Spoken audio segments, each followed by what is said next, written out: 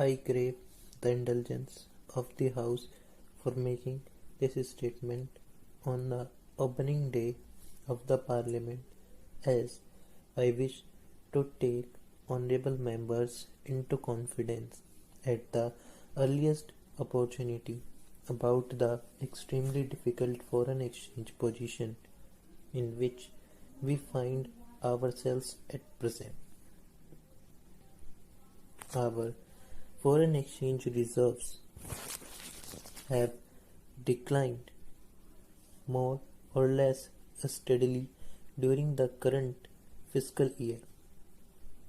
Some decline during the months of April, September, when export receipts are usually low, is a normal feature of our balance of payment.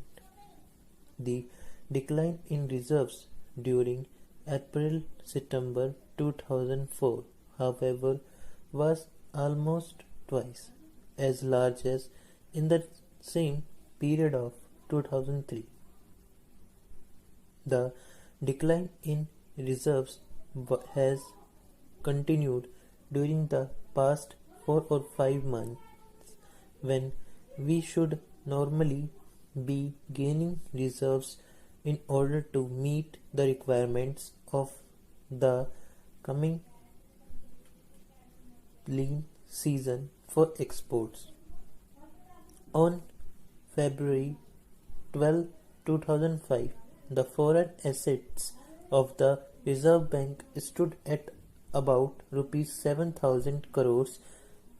As honourable members are aware, the Reserve Bank is required to hold a minimum Rs 8,000 crores of reserve in the form of gold and foreign securities. The Reserve Bank has been able in fact to abide by this requirement for some time only on the basis of a transfer to the Bank of Gold which the government had acquired over the years.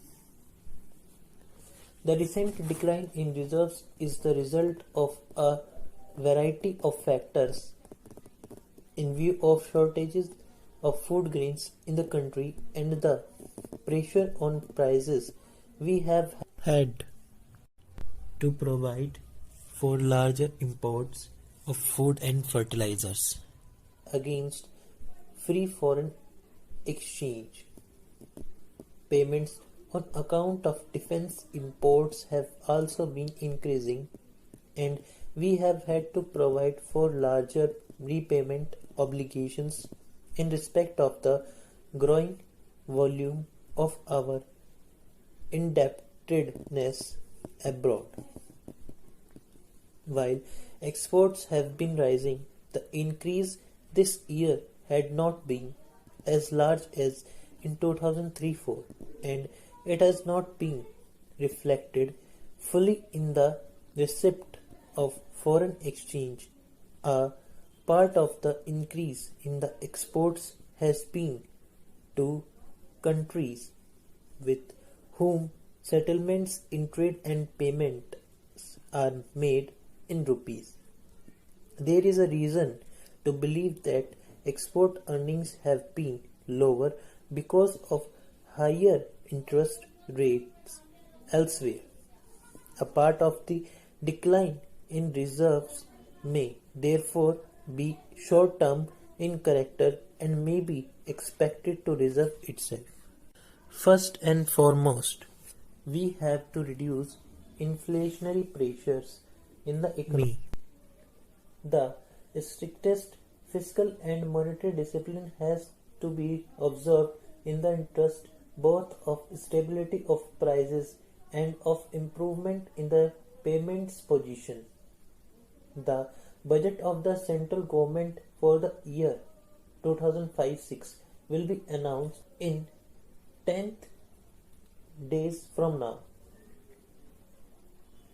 and I do not wish to say anything about this at this stage, but it is clear that the financial operations of the central and state government as well as those of public and private sector enterprises will necessarily have to be guided by the overriding consideration of avoiding inflation. I have taken this up with the state governments, and I have no doubt that in the present grave situation, I can count on their wholehearted cooperation. On the monetary side, several measures have been taken during the past year to bring about an orderly increase in interest rates and to show down the prices of monetary expansion. The Reserve Bank has just announced further measures to this end. The bank rate has been increased from 5% to 6%. Coupled with this, the terms governing the ratios at which scheduled banks are eligible to borrow from the Reserve Bank have been made stiffer. Banks will be able to borrow at the bank rate only when their net liquidity ratio comes to 30% or more as against 28% at present.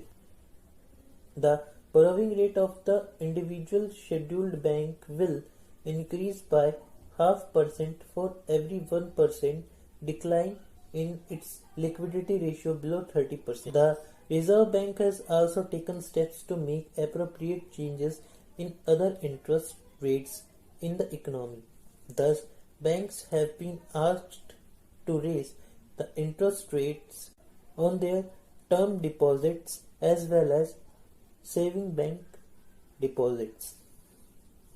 The ceiling limit to the leading rates of banks has been raised from 10% to 15%.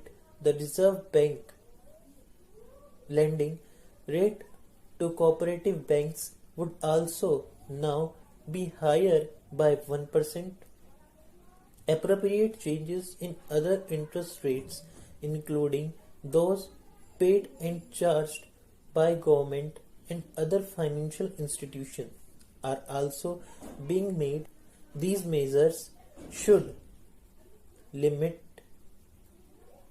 the expansion of bank credit and bring about an appreciable reduction in the inflationary pressures in general by encouraging a greater flow of savings and a greater sense of economy in the use of scarce capital resources. The Reserve Bank will watch carefully the expansion of credit and money supply in the economy in the light of the genuine requirements of growing production.